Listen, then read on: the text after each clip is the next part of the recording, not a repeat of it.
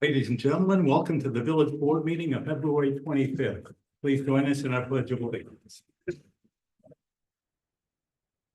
I pledge allegiance to the flag of the United States of America and to the republic for which it stands, one nation, under God, indivisible, with liberty and justice for all. Thank you. Roll call, Mrs. Thomas. Trustee Willis. Here. Trustee Harris Jones. Here. Trustee Hyperman. Here. Trustee Nason. Trustee Roman. Here. Trustee Opid. Here. President Hopel. Here, representing staff this evening, to my left, our village manager Napoleon Heaney, to my right, our village attorney Chris Cummings. To the audience's right, our police chief Denise McGrath, fire chief Bob Grabowski, finance director Amy Zakowski, economic and community development director Angela Maceras, public works director Josh Berman, and assistant village manager Terrence Aqua. The minutes, and let's combine these. Any comments or questions from the minutes of the public hearing of February 11th or the regular meeting of February 11th? Trustee Willis. No. Trustee Harris Jones. Trustee Hyperman. Trustee Roman. Nothing. Trustee Opid. Nothing. May I have a motion to approve both of those, please? Second. Been moved by trustee Opid, second by trustee Harris Jones. Roll call, please. Trustee Willis. Aye. Trustee Harris Jones. Aye. Trustee Hyperman. Aye.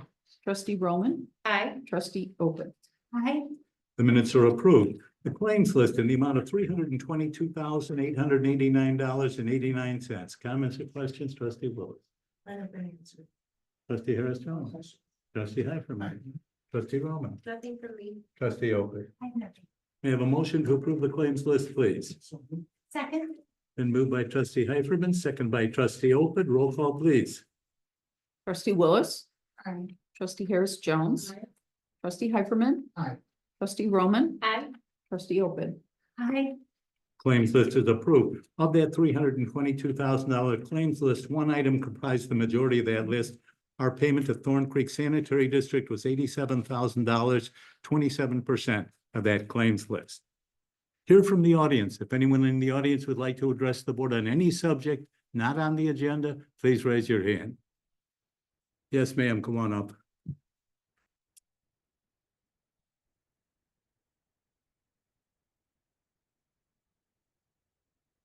Hello, my name is Amy Crump. I live in Homewood, and I'm here to share another excerpt from On Disinformation by Lee McIntyre. This chapter is called The Amplifiers. Without a means of amplifying a propagandist message, disinformation is useless. Yet just a little amplification can have a devastating impact. According to a 2021 study put out by the Center for Countering Digital Hate, 65% of the anti-vax propaganda on Twitter was due to just 12 people. This small number demonstrates how much damage can be done by just a few highly motivated people and the incredible reach of disinformation when a liar has a megaphone. But the mainstream media should not be let off the hook either. The foremost imperative of a news outlet should be to tell the truth. The reflex to tell both sides of the story is the worst possible way to report on a factual matter, because it not only gives oxygen to a lie, but it might tacitly suggest that the truth lies somewhere in between. Neither objectivity nor neutrality require one to feign indifference between the truth and a lie. To stand up for the truth because it might look partisan is itself to succumb to partisanship. If someone says it's raining and another person says it's dry, it's not your job to quote both of them. Your job is to look out of the window and find out which is true. The truth is that most social media companies do not do a very good job of policing for disinformation, likely because it is not in their financial interest to do so. One idea to address this might be to revise Section 230 of the Communications Decency Act, which gives immunity to website platforms for any liability damages that might arise from third-party content on their pages. By contrast, Every book, magazine, and newspaper publisher in the United States can be sued if they intentionally provide false information. The big tech companies are exempt. In their defense, Facebook, Twitter, and the like tend to say that they are news aggregators, not publishers, despite the fact that over 70% of Americans today get their news from social media platforms. Of course, some would hesitate to do anything about this because they think any attempt to regulate what gets said on social media is an intrusion of free speech. This, of course, ignores the fact that the First Amendment protects against government censorship of individual speech, not private companies who can deplatform at any time they like. Refusing to amplify disinformation is not the same as censorship. There are a plethora of good practical steps that we could take to remove some of the most dangerous tools from the truth killer's hands. The biggest problem facing our nation is misinformation and disinformation at scale. The cost of doing nothing is democracy's end. Now, I would like to suggest that there are 3 ways citizens can evaluate information. There are a lot more than 3, but I'm just going to go over 3. One is look at a publication or media outlet and research if it is real or fake. The second is to see how many people or social media sites have picked up on the material and determine if they are trustworthy individuals or organizations. And a third option would be to examine how leading fact checkers like PolitifaFact and FactCheck evaluate the information. And I end with a question. Given the recent appointments to national agencies such as the Health and Human Services and the FBI, does Homewood have any plans to provide reliable information about health, environment, and public safety to its citizens? Thank you. Thank you. Yes, sir. Mayor. All right. Good evening, everyone. I'm Bernard Alsbury, the mayor of the village of Hazelcrest. This is my 3rd term as mayor, and I term out this year. So I will not be running for re-election, but I am running for Bremen Township Supervisor for Bremen Township. My reason for running, a couple of things, and I have our retired Lieutenant Colonel Sam Jones in the back also who's running with me. We have a team of the clerk, Carolyn Carter, myself, Sam Jones, Kim Bond, Anita Sanchez, and then our clerk, assessors, Willie Jones. So we're running as Democrats for Bremen Township. And I think this is a very important time as we look at our history, what's going on right now in the country. As we see things happening, as the young lady was talking about misinformation and some of the things that are happening nationally, we're going to need our townships to provide services, be it a safety net for citizens who may or begin to fall through the cracks. People who've had jobs that they've made much money working for the federal government and then organizations or not-for-profit organizations. You're going to see people getting laid off in droves. I think at this time, Bremen Township has to be a safety net for Bremen citizens, not only their seniors, but their youth. As many of you know, township services, and those who do not know, township services are the safety net for our communities out here. We're not like Chicago. So when we talk about mental health, we talk about services for our seniors. We talk about youth services, and we're talking about food insecurities. Our townships is a safety net to provide all those services for each and one of our townships. Now, I know there's been a lot of negative issue with townships lately in the news, but in reality, if you look at the way townships do function and the way Thornton Township used to function, it is something that's critical for our communities to have. And I'm offering myself and my team as candidates that can actually make sure that we provide those services. I am a family man. I have a blended family of 9, and I have 14 grandkids. I'm a veteran from the United States Air Force after serving 9.5 years in the service, and I've been in public service for over 20 years. So tell your neighbors and your friends, when we've had issues in the past, one thing people can never say about me, I come forward with issues, I let people speak, and I do stand up for our communities. Thank you very much. Thank you, Mayor. Thank you. For the benefit of those in the audience, Homewood is divided into 4 townships, right at the corner of 183rd and Western. Bremen Township, that the mayor has spoken of, is northwest of there. So it's essentially northwest of 183rd and west. Is there anyone else who would like to address the board this evening? Good evening, everyone. Just curious if there's an update on the Village Hall parking lot development. The multi-unit building's gonna be going up. It's in the works. Okay. So it's nothing new. And then is there a date for the demolition of the old library, seeing as how it's, There is not. okay, will it hopefully be this year? We'll be talking about that in capital expenditures. Okay, so hopefully it's not gonna be an eyesore for a long time. I think there's one book left in there. Yeah, fantastic. I'll check it out tomorrow. Thanks. Thank you. Is there anyone else who would like to address the board this evening? If not, presentations, Mr. Aqua. Good evening, members of the board, audience, staff. As you know, on July 15th, 2024, the village experienced an unprecedented weather event when an EF1 tornado with speeds exceeding 100 miles per hour inflicted extensive damage throughout the village. Power outages affected a large portion of downtown, including Village Hall, which had to remain closed for 3 days. Although the police and fire departments were able to operate on backup power, most of their facilities still experienced outages. In response to the event, a RFQ was issued on August 23rd, 2024, seeking a consultant that could provide an assessment aimed to identify cost-effective phase solutions to enhance the electrical backup power systems at Village Hall, PD, Fire, and Brian Carey. At the November 11th board meeting last year, Interface Engineering of Chicago, Illinois was selected to perform the assessment. Tonight, we have Tom Lotagio of Interface Engineering to provide a brief overview of the assessment.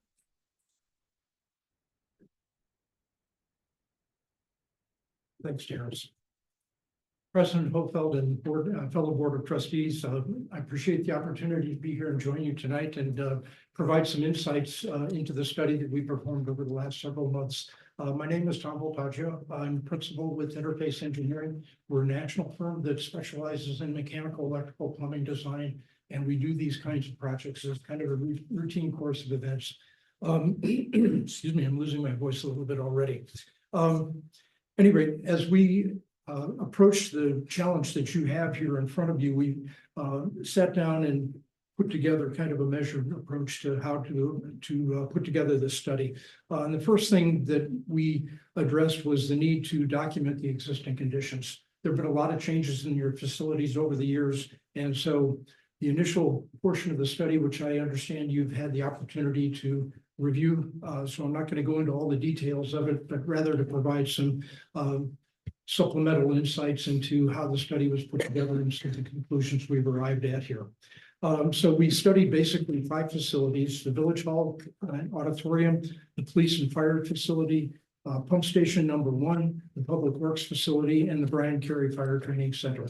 So part of the process of documenting existing conditions meant detailed examination of the facilities in the field. We walked all of the facilities to document photographically and ultimately create diagrams that highlighted what your existing conditions are, because by doing that, we then can dovetail opportunities to modify and augment what you currently have.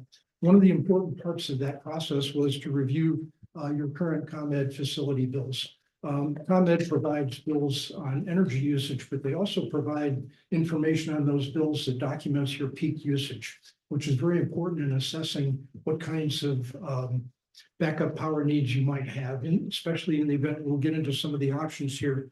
That becomes an important factor. We also spent a good deal of time meeting with your village team, your engineers, your operating personnel, to get some insight into how the facilities operate, what the shortcomings are, what areas of concern they have, and in particular, some of the lessons learned from the outage condition that you had this past summer with the tornadoes. So coming out of that, there were a number of basic strategies that evolved for the solutions. And in broad brush, basically, there were 2 major approaches that we could take. One was to look at providing essential services in the facilities. And you have that in some of the facilities right now, but not in others. So we really kind of looked across the board at what level of backup power might be appropriate to provide merely the essential services in each particular facility. The other major strategy that we looked at was what are the implications of providing full backup power? So that in the event that there is, unlikely as it is, an extended outage, maybe even beyond what you experienced this past summer, how could we operate without interruption at all? And is it feasible or economically viable to provide full backup power for all these facilities? So that was a second approach that we looked. One important consideration in this discussion, however, too, is a discussion of the fuel source. Emergency backup power systems operate principally on either diesel fuel or natural gas. Those are the two principal fuels that are used out there in the world. There are advantages and disadvantages to each. Diesel fuel machines are far less expensive. Natural gas machines are more expensive, but they eliminate the need for on-site fuel storage. So what I can say is that the preference of your team on site was natural gas with the potential for propane backup, a dual fuel arrangement. That may or may not be available given the types of machines that are out in the market, but it is with some. So that provides you essentially an unlimited fuel source, and you can operate for an indefinite period of time, a big advantage, and is, I must say, a preferred approach for police and fire municipal facilities, and even beyond that, schools as well. So that becomes a pretty good option there. The other things that came up was that part of the study, we evaluated the condition of your electrical equipment as well, the main service for normal power, and found a variety of conditions there. And we'll touch on that just a little bit as we move on here. Coming out of those kinds of discussions and the establishment of some basic criteria, we began to generate some different power options. I'm not going to go into those in detail. The diagrams for all those are included in the study, but I'll just talk in generality about the kinds of things that we did discover. Number one, the village hall. Right now, the village hall is entirely dependent upon the generator that's in the police fire facility. And going beyond that, there's no ability to independently control this building from that. So one of the things that we focused on was providing that independent control component for this building. And so that was one option. The other option was to actually move one step further and provide a dedicated generator for the village hall. And so you'll see those options outlined in there. And we, of course, developed cost estimates with each of these, and those are included in the study. With the police fire, those facilities have pretty decent level of emergency backup capability right now. They can function. There are things that could be improved. There are things that could be added to that. So we looked at a couple of options, one which was to upgrade the facilities that you currently have kind of in kind. The generator that's there is getting up in years. So replace that generator with a newer version and upgrade some of the facilities inside of those two buildings that aren't currently powered. The other option with police and fire was full backup. And that also was the case with Village Hall too. So there are some other iterations we could also add to the equation, like combining police, fire, and village with one machine. And basically, there's some economies and some opportunities. I won't get into the pros and cons now. A lot of it's discussed in the study, but it is an option. With pump station number one, basically, you're in pretty good condition there. The facility has got expensive backup power right now. The issue there is the generator that's in place there is getting up in years, and there was some evidence of some issues that are there. So the plan there potentially is basically a machine upgrade without a whole lot of additional work necessary. Public Works is another story. That one, like the Village Hall, is dependent upon pump station generator set. And really that facility probably merits its own machine. And so that was one of the options. The other option is to add some additional componentry to that and continue tying into the public work or to the pump station. So last but not least was Brian Carey Center. Right now, you've got a pretty new machine there. It's in pretty good condition. That facility is heavily backed with emergency power right now. I think the recommendation there might be to take it one step further, and I think you have the capacity with that machine to actually pick up the remaining load in that complex. There are 3 buildings there, the Carey Center, the fire training, and then there's a parking, not a parking garage, but a maintenance garage next door. So that one, I think you could probably end up doing something a little more elaborate with the machine you already have in place, so that would not require it, and it's a relatively new machine and in good condition. So budget costs, I think they're included in there. Right now, I think the best thing to say about the budget pricing we've done, we're kind of at 10,000 feet. There's been no real definitive design done yet, but we did look at some basic capacities that are required and put together some numbers based on real world scenarios, but not finely engineered. So from a pricing standpoint, you're at a 10,000 foot level. As the designs proceed, you'll come back to a more definitive defined scope and pricing. So that's pretty much what I need to say. The last comment I want to make tonight is in regard to solar power. We were asked to look at the feasibility of potentially installing solar arrays on the village hall and police fire complex. So we took a look at that in fair detail, and there is potential there. There's quite a bit of roof area. The village hall has got a lot of obstructions from mechanical equipment, so it's not really a good candidate. But the auditorium next door has a lot of roof expanse that might be a good candidate, as do the police and fire. So we've done sample layouts in the report. You can see they're done graphically. Excuse me, and we've computed what the energy production could be right now. And interestingly enough, one of the impediments is the presence of the water tower next door that casts a shadow at certain times of the day. And so when you model these things, you model the position of the sun at all times of the year. So depending on the time of the year, there is some impact from shading, but it's not overly dramatic. And I understand there are plans at some point in time to relocate that, so that wouldn't necessarily be a big issue.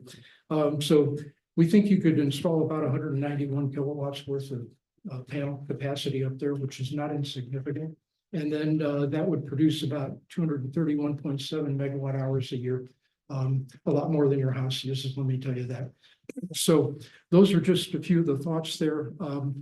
We, I believe, put together some high level numbers too for that too. And right now, solar panels are coming down in cost. It's getting, I'd say 10 years ago, we were looking at $5 a watt. Now it's probably $2. So it's come down. Things are getting more competitive in that regard. So it wasn't the main thrust of the study, but as a request came through to look at it, we decided that it certainly would be worthwhile. And so that's included for your reference and vision. So with that, I'll open it up to any questions that you might have, if that's appropriate right now. Sure. I enjoyed your report and I choked on the numbers. I know it's one of the things I can say is that I've been in this position many times presenting to boards about the cost of things, and I don't want to get into inflation and all that. We've heard a little bit about inflation tonight. I'm not going to belabor that, but the cost of electrical equipment has increased considerably, copper especially. And so I'm trying to be realistic without killing the goose here, I guess is what I'm saying. What I will say is that these projects lend themselves to phasing and packaging in a way that they might be able to come to you in more tolerable increments as you have funding available over a period of time. It's you're not a dead store. You have a functional facility and facilities. And are there improvements that probably could and should need to be made? Yes, definitely. Some of the electrical gear, even on the normal side, not just the emergency side, some of that gear is getting up in years and needs to be addressed. But again, it's functional, and you have an installation that you went through last summer and you survived. I think the object of the game here is to improve the conditions. Mr. Haney's work cut out for him as to prioritizing what that is. Any comments or questions from anyone in the audience with regard to this matter? Board comments, trustee? Thank you for the report. Thank you. Trustee Harris, Thank you for your report, very thorough. Thank you very much. trustee Latham, It was very interesting to say. trustee Roman. Yes, thank you. I'm curious if we know what building has the oldest generator? You've only got, well, you've got three machines right now. One at the Carry Center, that one's pretty new. The one at the police station, and also next door here in the police station, looked to me to be similar vintage. The one that's here in the police station appears to be in better operating condition. When I was at the pump station, for example, there was an antifreeze leakage on the floor. It was coming from somewhere. Is that something that can be repaired? Sure. And, but it was indicative that the machine is getting up in years, and, ironically, you probably don't have a lot of hours on any of them because they don't run that often. You do exercise them regularly, and that's an important thing. But typically, these machines have a life that's not like your car. It doesn't wear out per se. They get to a point where they don't function efficiently anymore. Getting repair parts becomes an issue over time too with older equipment. So those are some of the things that come into play, but you've had regular maintenance on them. They are functional. So I don't want to be an alarmist here saying that the sky is falling. It's not, but I think it's prudent to look at doing something in a measured fashion over the next year, 2, 3, as you put together your capital budgets. Thank you. Trustee Oak, The only thing I have to say is you're right, the numbers are daunting. And as we prolong any sort of installation or changing, upgrading, that price is going to change. And so it's something that we may want to take a look at. Yeah, I Sooner think that's a good point. The other thing I think that goes along with that is phasing also ends up being a little bit more complicated than if you do a full soup to nuts project. So, but it can be done. You know, we have to make interim connections and conditions to make sure you're fully functional along the way. So when you phase, there's more of that happens, and that tends to inflate some pricing a little bit, but we do it all the time in hospitals and critical care facilities that you operate in an environment where you're online. So you can't shut down. So I think that it's a part, it comes with the territory, but it's a good point. It will drive up your costs a little bit over time. Thank you so much. thank you very much. Thank you very much. Mrs. Thomas, can we let's vote?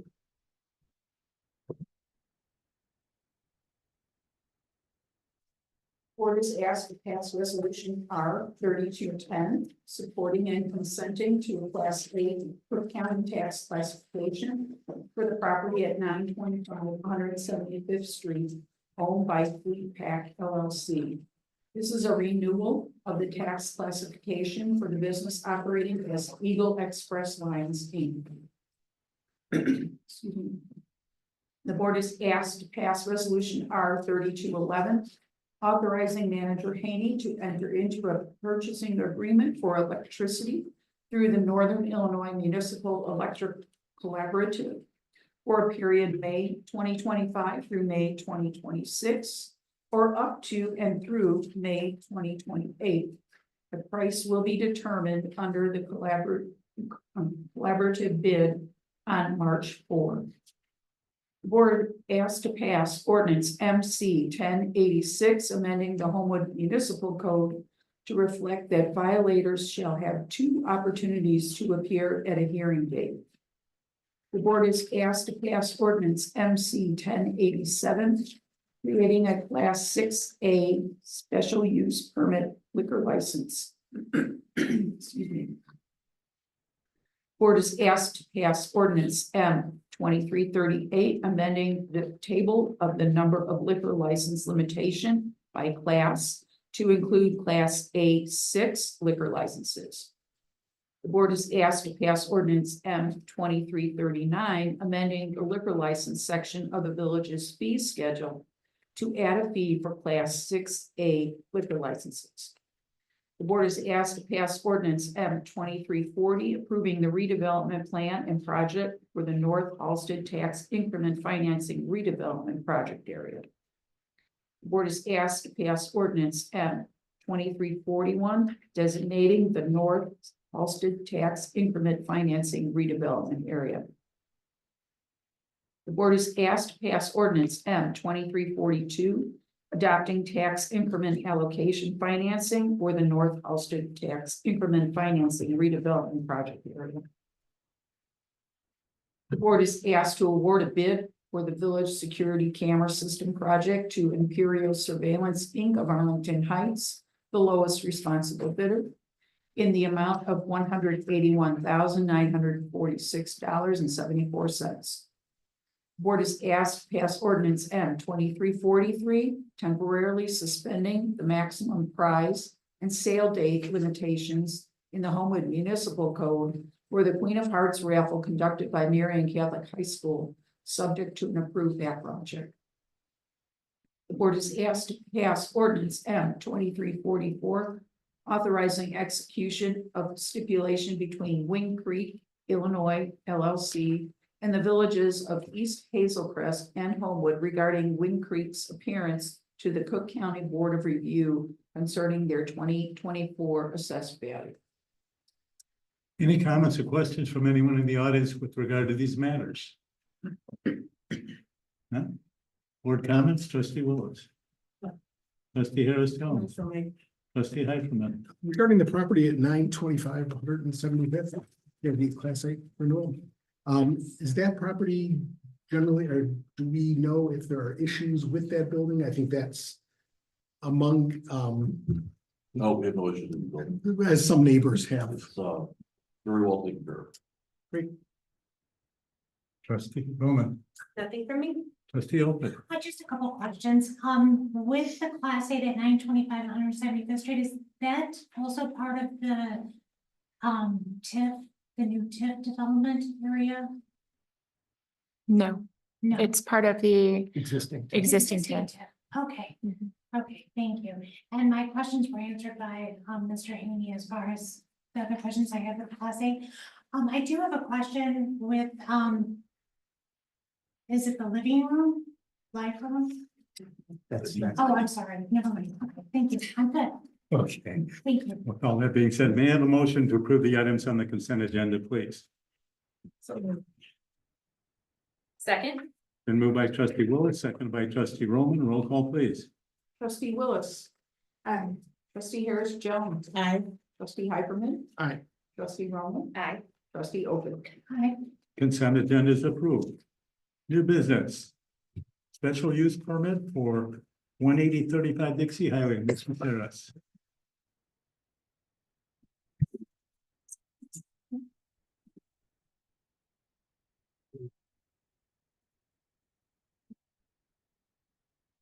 Evening.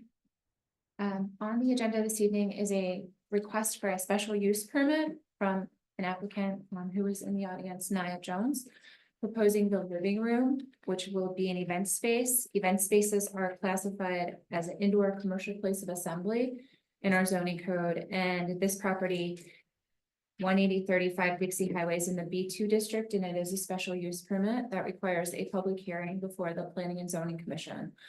The space was formerly a popcorn shop with popcorn and other food items, a small retail space. It's 1,100 square feet. The applicant proposes an event center that would be open from 10 a.m. until 1 a.m., 7 days a week, with peak hours on weekends and weekend nights. As is required, the Planning and Zoning Commission met to hold a public hearing on November 21st. And they had concerns that the parking may not be conducive to this event space. So they voted to continue the case. They gave the applicant a chance to obtain a parking agreement with the nearby business.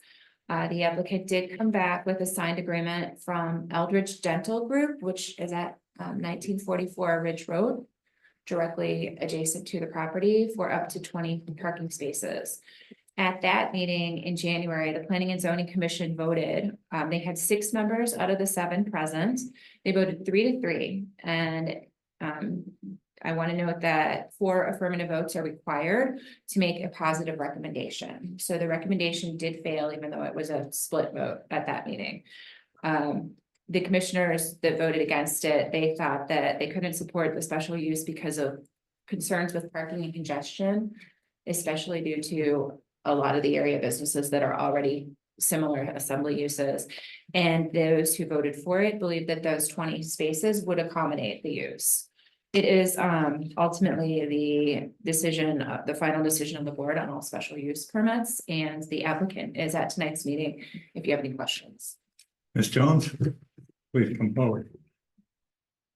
You can tell us a little bit about what you're planning to do. In full disclosure, Ms. Jones came in to see me on Saturday and talked to me more about what her project was. And in fairness to you, I had not read the minutes of the Planning Commission and Zone Board at that time. So please go right Good ahead. evening. I'm trying to open a business, basically celebration of life. So small, intimate space, the 50, that includes 52. You can have dinner parties there, bridal shower, baby showers, repasses, conferences, even people who have podcasts could come in and do their podcast there. I will have a television for them to do that and all the things that they will need. Could you speak? Oh, They can. oh, sorry. You want me to repeat myself? No, ma'am. Okay. I think we have the gist. Okay. Okay. Any comments or questions from anyone in the audience with regard to this petition? All right, as I said, you had come in to see me on Saturday, and I had not read the Plan Commission minutes, Plan Commission's own board. Since I have to be honest with you, I can't support this use. And the reason for that is the space is very small, 1,100 square feet. And you're talking about being open from 10 o'clock in the morning until 1 o'clock in the morning. And you're talking about one bathroom to accommodate 50 people. This is tight. It's awfully tight. And I just think it would be the wrong space for your space. So I can't support. With that being said. Trustee Willis, comments? Well, you had indicated that you anticipate, well, the fire department said it can accommodate 52 people. Yes, But ultimately, the people renting the space invite their own. yes, Is that correct? And they bring their own food. yes. So it would be up to them to control the number of people who came. Well, it wouldn't be up to them because I would have to let them know that it would only be 50 people. You'd have to Yes, tell them that. yes. And is there any guarantee that they would? And that's why I was telling the mayor this weekend that I was going to put in my package that they would have to have security, which would be hired by me. I don't think. Trustee Harrison? My concern is at one restaurant. If you're having adults, you're having children, you have people that have babies, they're coming in, they may need that restroom to change your baby. Isn't that a little tight for one restroom with, say for instance, you have 25 people?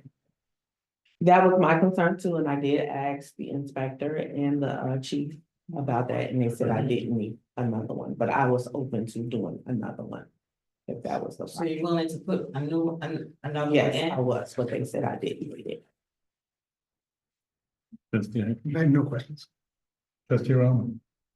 I have a few. Okay, so, the code says that you don't need the other bathroom.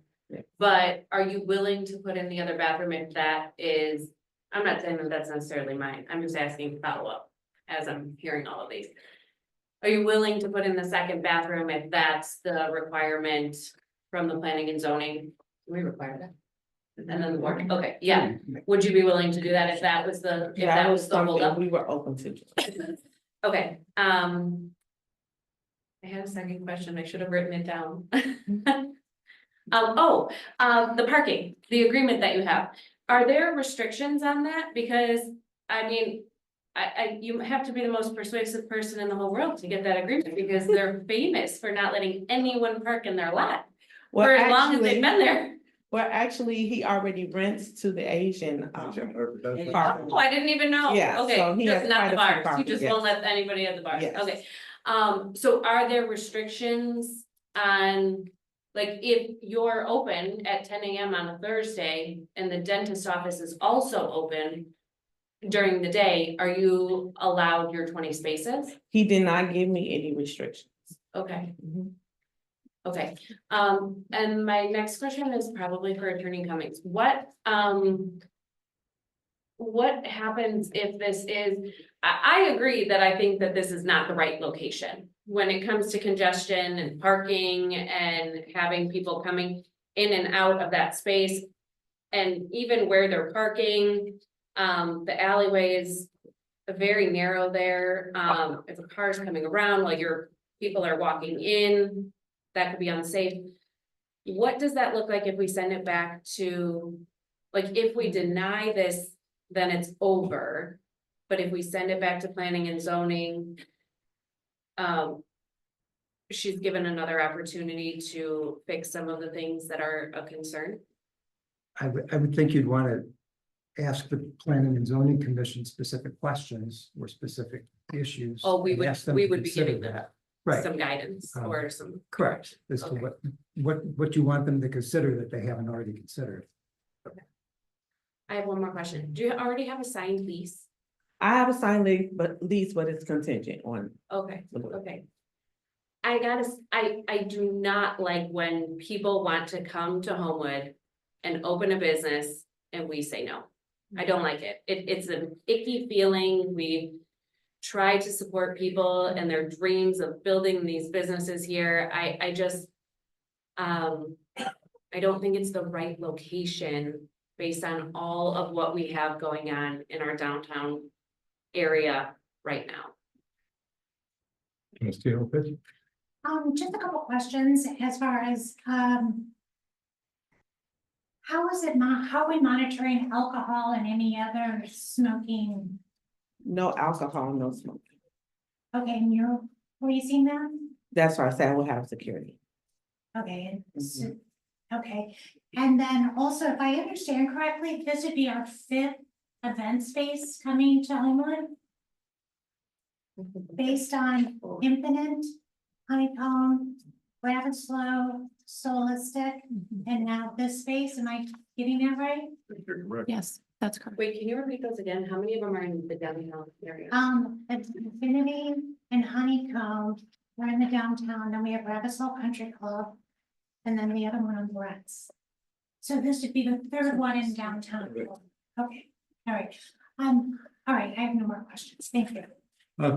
Chief Grabowski, if a second bathroom were to be constructed inside that space, she has 1,100 square feet in there. How much space would that take? Oh, we have to be completely ADA compliant. I don't, without the code book in front of me, I don't know, probably about 150 square feet total. So that leaves it to about 900 square feet. Yeah, any other issues, the age of the building, the infrastructure, the plumbing, we'd have to have, you'd have to hire an engineer first to come out and see if to be able to take the additional water and so forth. Okay, thank you. All right. With that all being said, is there a motion to accept or deny this petitioner?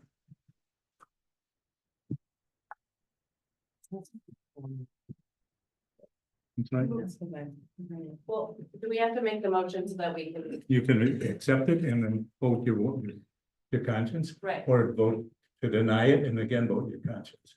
okay, I know, but then this is all the ways the technicality, then if we don't motion. What happens? This- You're obligated to do something. Right. Okay. Doing nothing is not enough. Yeah. Just to clarify, though, if you make a motion to approve it, that doesn't mean you have to vote in favor of it. Just like if you have a motion to deny it, you can still vote in favor of it. That just puts the question on the floor. Is there a motion to accept the petitioner? Move to deny, Lakeland? move to deny. I'll second it. Motion is to deny the motion by deny the applicant by trustee Willis and seconded by trustee Heiferman. Roll call, please. Trustee Willis. Aye. Trustee Harris Jones. Trustee Heiferman. Aye. Trustee Roman. Aye. Trustee Oger. Hi. Ms. Jones, thank you for coming tonight. Perhaps another location will come around. Okay, thank you. You're welcome.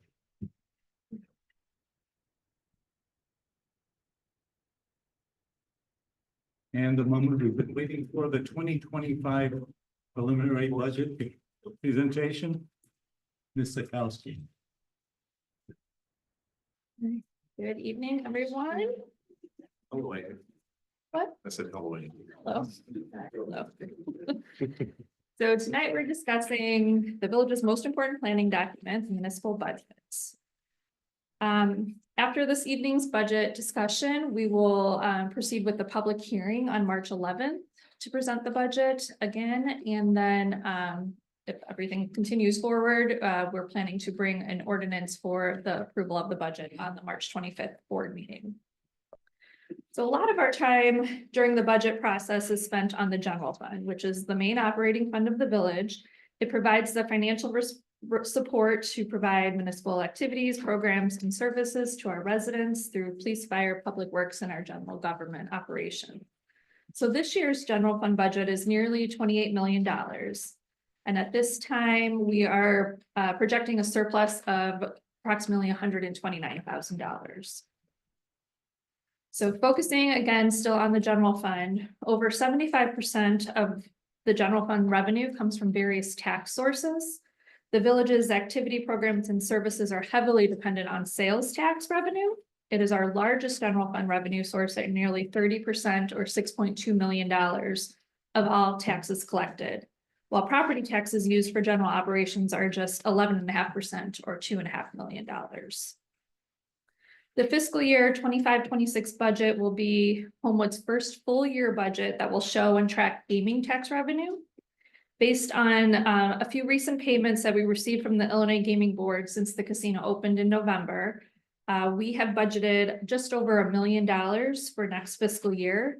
And this amount is after the 50% of the gaming tax that is received is paid to the public benefit fund. So if you recall, the public benefit fund was created to promote education and public health in the Southland community.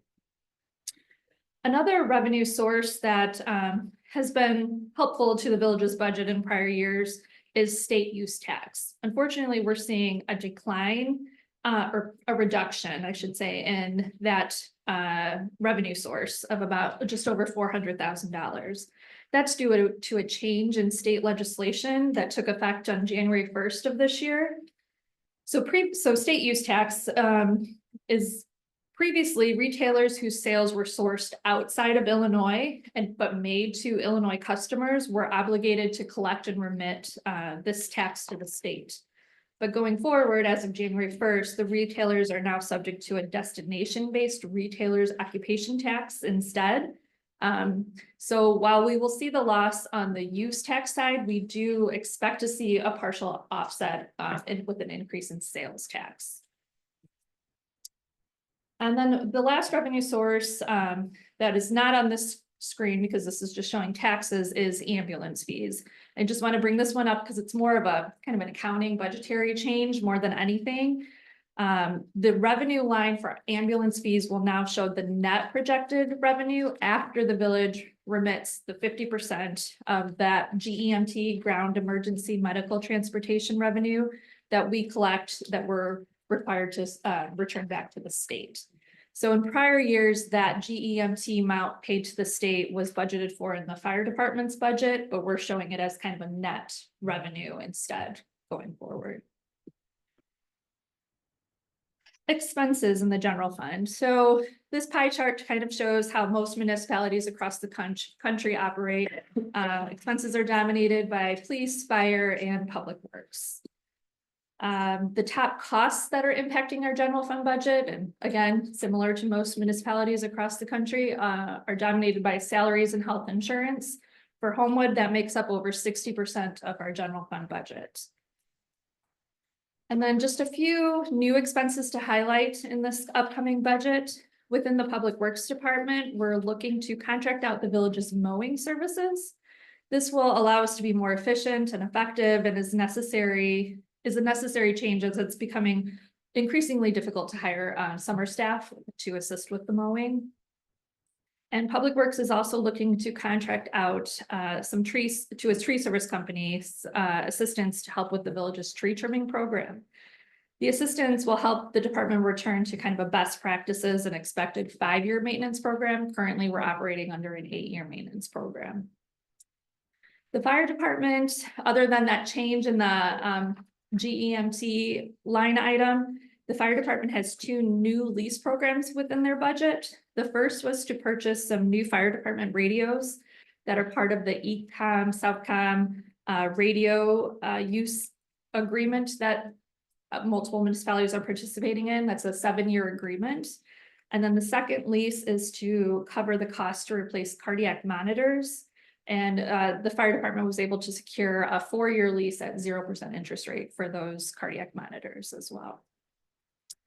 And then within the police department, so in this current budget year, we were able to increase recruiting efforts utilizing some grant funding that was received. And that's resulted in some hiring successes thus far through the year. I think we will have all but 1 of the police vacancies have been filled. And at this point, we're looking to fund 3 additional police officers in the upcoming budget and moving forward.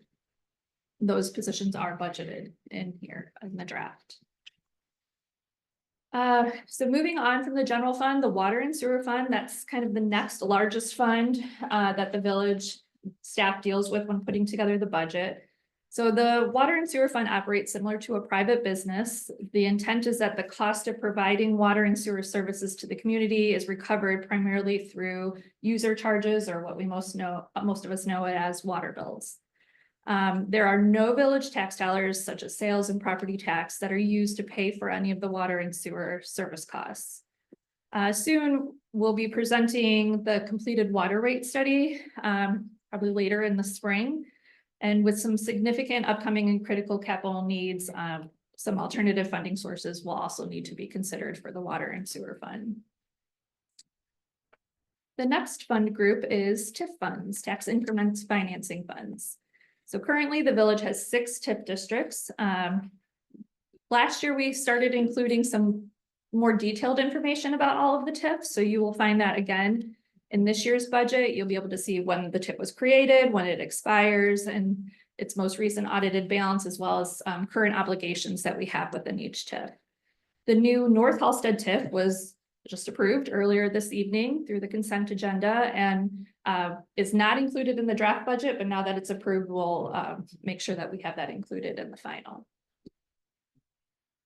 Debt service fund. This fund has typically been used to fund our capital improvement projects.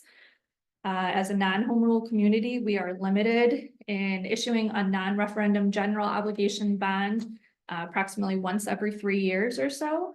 The amount is also limited. The most recent bond issuance was in September of 2024 in the amount of 2.6 million at a 3.4% interest rate. And that the payment for that bond will be made annually through our property tax collections. And the final fund to discuss tonight is capital. Funding the village's capital projects over the next probably 4 to 5 years will be challenging without considering and identifying some alternative funding sources. This upcoming capital budget includes about $11.7 million in capital projects. The funding for those projects will come from the bond that was just referenced, that $2.6 million. We have general capital funds that were made available because our general fund has been so successful the last few years. We've had some unassigned reserves that were available that were approved to be transferred over to the capital fund. And then within the water sewer fund, there is some funding available for some of the capital needs. But again, I think we're able to get through this $11.7 million, but we have a 5-year capital improvement plan, and it's going to be a bit of a challenge going forward after this year. But I would say overall, the village's financial position remains very strong. Again, capital funding challenges will be discussed further in the coming months. And one last thing I wanted to mention is that the full draft budget and the budget highlight summary is available on the transparency page of the village's website currently. And once we, move forward and we have a final budget, that will also then be posted. So at this time, I'm happy to take any questions from the audience or the board. Your presentation, short and sweet, and you nailed it. You truly did. Capital is just incredible. The presentation you gave this evening. That's the I part. looked at the costs that you had presented, and I'm looking at capital, and good Lord, it never ends, all the expenses. It really doesn't. Any comments or questions from anyone in the audience? So you, put the TIP districts in the slides and it's like kind of mixed in with funding sources. Are those funding sources or is it an expense? So every TIF is its own fund. Right, so it's not going into the general Correct. budget. Okay. Right. I just wondered like where it was in the order and I guess what its purpose was there. So I was just a little confusing for me, but okay, so, but it's not contributing to the general fund. No, we did general fund, water, sewer, TIF. They're The all more their TIF own we fund add, the groups. less money we have going into the general. No, fund. no, It is for that differently. yeah, but yeah, but no, Yeah. that's, It that, was included there, but it wasn't part of the fund. right, TIFs, so as Amy explained, TIFs have their own fund by state Right. statute, they're their own fund, separate from the general fund, separate from the water fund. TIF is like But they're another, not, that district is now not contributing additional money to the general fund. I'm The, not the sure. property taxes within the TIF are going directly to the TIF fund. Right. Yes. Not all property taxes though, Huh? only new increment, not the old. Just. There has been a way that TIF money did go to the general fund when surpluses were declared. And that's done on a pro rata basis to all the taxing bodies. Since I've been here, we've seen over $50 million in surpluses, primarily the old Washington Park TIF over there when all the businesses had come in. And $50 million was declared as surpluses. And That's the expiration. no, doesn't have it to was be. during the TIF. And the village received their portion, which at that time was about 10.5%, as it is 10.5% on your tax bill. The majority of that money went to the schools. And just to clarify, I was trying to kind of move through the different funds within the village. So I started with the general fund and then we went to water, sewer. Again, completely separate from general fund. Same with the TIFs, Yeah. debt service and capital. They are all completely standalone funds Right. within the budget. Any other comments or questions?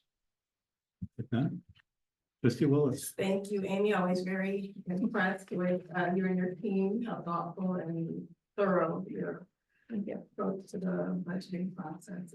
Yeah. As always, thanks for your hard work, we appreciate it. Sure. I have no questions, thanks. Thank you for everything. There's the same as always. Thank you. We look forward to the next meeting. Yes. And your presentation there. Yes. Okay, thank you very much. General board discussion. Trustee Willis. Trustee Hyde. Nothing for me. Trustee Hyde. This coming Monday, being the first Monday of the month, I will be at the Bergstein's between 5 and 6, in case anybody wants to drop in and talk off or something. Trustee Roman. Are you buying people food while you're there? Maybe I'll step back. Sure. No, I have nothing to add. Trustee Alford. Some exciting things to add. Primo's has officially opened. They're right next door to Ridgewood. Location is 2057 Ridge Road. Breakfast, lunch, delicious coffee. They're looking for, they have a wonderful barista on staff. So if you're looking for authentic cappuccino, lattes, espresso, definitely go there. You'll be able to order food then at the Ridgewood, once they close. Primo's during, like from 6 o'clock, you'll still be able to order food while you're enjoying wonderful wine and whatnot at Ridgewood. So please go. It's a great restaurant. We're glad that they're here in the downtown. Which lends me to the next wonderful thing is that the Homewood Business Association is going to be having the Homewood Business Association Restaurant Week. We have 9 different restaurants that are part of the association that will be participating March 2nd through the 8th. The information is on explore homewood.net for all the information. I have to give a shout out to staff. Antonia did a fantastic job highlighting all the wonderful Black owned businesses that we have here in Homewood during Black History Month. We are truly appreciative. So many of those businesses are part of the HBA, and we love the fact that they got a wonderful shout out. Marla was at the Indoor Farmers Market, promoting, the upcoming events that are taking place. She does such a fantastic job. So we have something going on here in Homewood almost every single month. It is very exciting, especially as we enter into the warmer weather. And then also meeting Christine Banks, who is our new market manager. She did a fantastic job at the Indoor Farmers Market.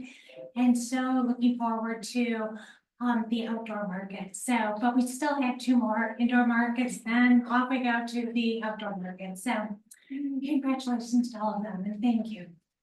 With regard to Primo's opening up, our village manager who believes in all meat all the time, would you like to give an endorsement on the? Absolutely. If you go to Primo's, check out their meatball sandwich. Amazing. Amazing.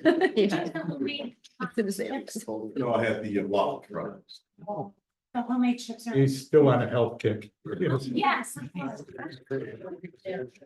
Yes, ma'am. I just want to acknowledge that our public works director was on Channel 7. I don't know if anyone saw it, on Channel 7 News, interviewed by Evelyn Holmes, news reporter, and he did a fantastic job. As always. Thank you. Thank you. Did you have your headphone? Yeah. Yes, ma'am. Mayor Ward, I wanted to, something was killing me. Patrick asked a really great question regarding the library. I wanted to address it. It took me a while to process it. So as you know, the village hired a contractor to go in and do some mitigation of the asbestos for that building and the 505 building. Unfortunately, there was a miscommunication between the owner of the company and the job foreman. They got a little bit too aggressive with removal of roof items on the roof. So they assumed from the owner that the building would be taken down soon. So they just went all in and started dismantling the roof. So we stopped the work and had a meeting with the contractor. They will make the roof and the building look presentable moving forward. But they kind of got a little bit too aggressive. So we are aware they will not be paid until the facades and all of the aesthetics of the building are replaced to at least look presentable to the community. So just want to share that information. Anything else? Can I ask a follow-up then? Yes. We've talked about the demo of that building, and you had mentioned that it's in consideration with the capital projects. But isn't there, Chief Grabowski has mentioned before, I don't know if this building qualifies, but there's a grant program to demo buildings that would qualify as being Yeah, so condemned? Cook County, they have not done it since COVID. Oh, But Cook County would come out and they would basically take the building down and it would just cost us the price of removal of the material after it's taken down, but they haven't done it since 2019 or 20. Okay. So, I have been in communication with them. They said that they would let me know if and when that starts back up, but as of right now, I'm just about to. okay. All that being said, may I have a motion to adjourn, please? Second. It's been moved by trustee Hyperman, second by trustee Open. Roll call, please. Trustee Willis. Aye. Trustee Harris Jones. Aye. Trustee Hyperman. Aye. Trustee Roman. Aye. Trustee Oak. Aye. We stand adjourned. Thank you all.